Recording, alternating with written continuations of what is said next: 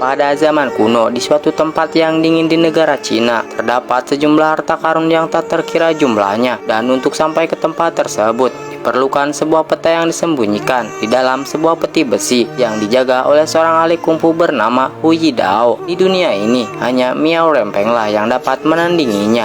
Suatu hari ada seorang raja yang sangat berambisi untuk mendapatkan peta harta karun itu. Namun karena ia takut kepada pendekar Hu Yidao, dirinya menyusun sebuah rencana licik agar Miao Rempeng mau bertarung melawan Hu Yidao. Sang raja bekerja sama dengan beberapa penjahat dalam menyusun rencana liciknya itu. Sang mengirimkan kelapa istrinya kepada Miao Rempeng. Tak lupa mereka juga mengirimkan sebuah surat yang seolah-olah surat itu ditulis oleh Hu Yidao. Hal itu tentu saja membuat keduanya jatuh ke dalam pertarungan, namun ternyata mereka tak menyadarinya jika kedua pedang mereka sudah diolesi racun mematikan oleh para penjahat yang dikirim oleh sang raja. Sebelum kematiannya, Hu Yidao dan Miao Rempeng baru menyadari jika mereka sudah dijebak dan ditipu. Di malam harinya, para penjahat itu membakar dan membunuh semua warga desa di tempat Hu Yidao tinggal. Namun meski sudah membumi hanguskan semuanya, mereka tetap belum menemukan keberadaan peta harta karun itu. Pencarian masih tetap mereka lakukan dengan menggeledah hutan salju di sekitaran desa. Di dalam hutan, ada seorang anak kecil yang lari dari desa dengan sangat ketakutan. Hingga akhirnya, bocah itu pun selamat dari kejaran para penjahat itu. 10 tahun telah berlalu, kini anak kecil yang kabur pada malam hari saat terjadi pembantaian di desa sudah beranjak dewasa. Ia sekarang menjadi budak di salah satu pertambangan. Pria bernama Guyu ini berniat mengambil emas yang ia temukan dan menyimpannya sendiri. Sayangnya, aksinya itu diketahui oleh pengawas di sana. Karena kecerobohannya ini, Guyu harus mendapatkan hukuman.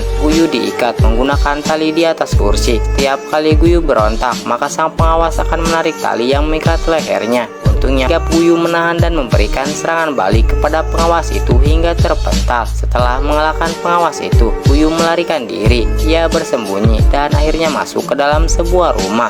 Dalam rumah itu, saat Guyu sedang bersembunyi, ia bertemu dengan seorang wanita. Mereka sedikit mengobrol, yang intinya wanita ini mengajak Guyu untuk bergabung dengan pasukan yang dipimpin oleh Bos Yu. Bos Yu ini merupakan penjahat yang bekerja sama dengan raja saat mencari peta harta karun. Awalnya Guyu menolak tawaran yang diberikan oleh wanita itu. Namun setelah mendengar jika wanita ini akan menyelamatkannya dari kejaran para penjaga, Guyu akhirnya menerima tawaran itu dan bergabung dengannya. Saat para penjaga itu masuk, Guyu dan wanita ini menyerang dengan senjata yang telah mereka siapkan. Para penjaga itu pun dapat dikalahkan.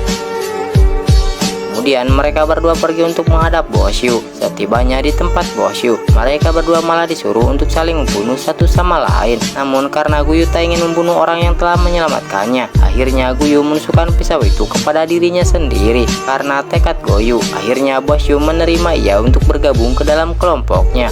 Pencarian peta harta karun masih berlanjut Sekarang Guyu masuk ke dalam kelompok utusan sang raja yang dipimpin oleh Bos Yu. Suatu hari, Guyu menghadang para bandit gurun yang diduga memiliki peta yang mereka cari. Dengan penuh keberanian, pria yang bernama Guyu ini akan menghadapi kelompok bandit gurun sendirian. 2 buah pedang golok disiapkan. Tebasanya mampu memotong pedang lawannya dengan sangat mudah. Kemampuannya ini sangat luar biasa Namun meski santainya, pria ini mencabut panah yang menancap di lengannya itu. Hal itu membuat para pasukan bandit gurun mundur ketakutan. Pria ini melompat, lalu bergerak dengan sangat cepat. Aksinya tak terlihat, sungguh menakjubkan. Kini Guyu tak sendirian. Guyu menyadari jika peta itu sudah dibawa. Guyu segera mengejar orang yang membawa peta tersebut.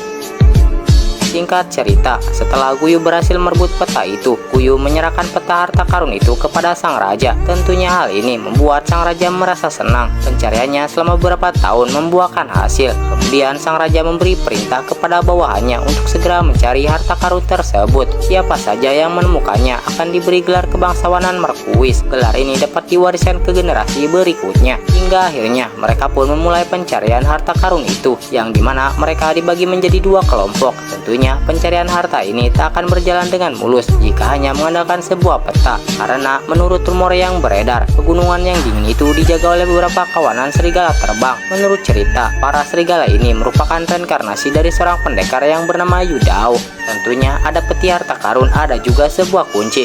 Kunci itu berada di desa yang saat ini sedang mereka tempati. Namun karena orang yang memegang kunci itu tak memberikannya, mereka pun membunuhnya. Setelah itu mereka bergegas mencari kunci tersebut. Kunci itu ternyata berhasil ditemukan. Guyu melihatnya. Jika pria ini menemukan kunci itu, dengan segera ia menikam pria yang bernama Ninji itu hingga tewas. Ternyata Guyu sudah bekerja sama dengan King Wen Bre untuk membunuh Ninji. Mereka berdua pun membersihkan TKP agar tak ada yang curiga.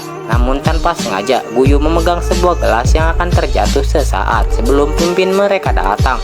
Lihatlah betapa bejatnya pria yang satu ini. Niat awalnya, ia hanya ingin mengambil kunci harta karun yang ada pada King Wen. Namun karena kecantikan King Wen, pria ini malah tergoda dan ingin melakukan hal tercela. Tanpa pria ini sadari, di sana pria ini merasa sakit yang luar biasa dari dalam tubuhnya. Setelah melihat pria itu tak berdaya, King Wen menusuk pria itu tepat di bagian jantungnya hingga tewas. Lama kemudian muncullah seorang wanita. Wanita ini merupakan salah satu orang jahat utusan sang raja. Dia juga sama ingin membunuh King Wen dan merebut kunci harta karun. Pan untuk merancang meletakkan kunci harta karun di sana. Itu semua demi balas dendam selama 10 tahun ini.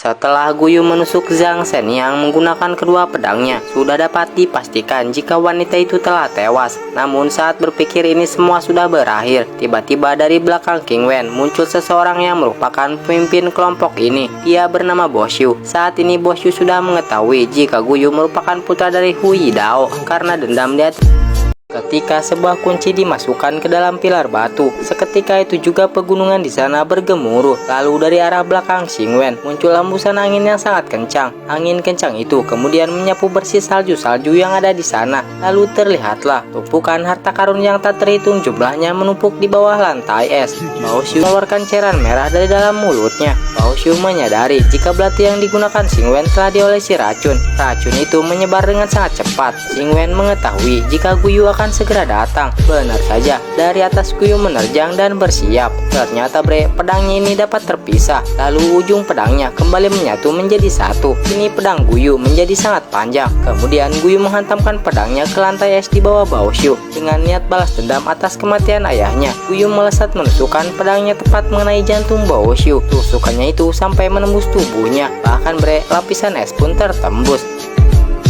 Setelah itu, Guyu menyiapkan peledak, lalu meledakkan tempat itu. Bao Xiu dan harta karun itu pun masuk ke dalam jurang yang dalam. Ternyata King Wen dan Guyu bekerja sama selama ini. Itu karena mereka berdua adalah korban dari rencana licik sang raja. King Wen adalah putri Miao Renfeng dan Guyu adalah putra Hui Dao. Mereka ingin membalaskan kematian ayah mereka kepada sang raja dan antek-anteknya. Setelah itu, Guyu pun kembali ke kerajaan dan membawakan kotak peti harta karun untuk diserahkan kepada hal itu. Membuat para prajurit dan raja tewas oleh racun dari kunang-kunang itu. Film pun berakhir. Nantikan film seru lainnya.